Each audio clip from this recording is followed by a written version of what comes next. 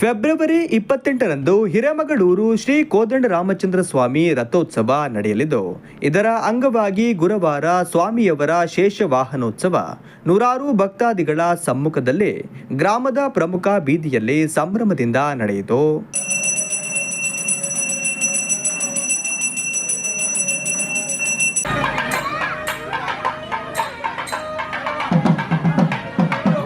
ಗ್ರಾಮದ ಪ್ರಮುಖ ಬೀದಿಯಲ್ಲಿ ಕೋದಂಡರಾಮನ ಪಲ್ಲಕ್ಕಿ ತೆರಳುತ್ತಿದ್ದರೆ, ರಸ್ತೆಯ ಬದಿಯಲ್ಲಿ ನಿಂತಿದ್ದ ಭಕ್ತಾದಿಗಳು ದೇವರಿಗೆ ವಿಶೇಷ ಪೂಜೆ ಸಲ್ಲಿಸಿ ತಮ್ಮ ಇಷ್ಟಾರ್ಥಗಳು ಈಡೇರಲಿ ಎಂದು ಪ್ರಾರ್ಥಿಸಿ ಭಕ್ತಿ ತೋರಿದರು.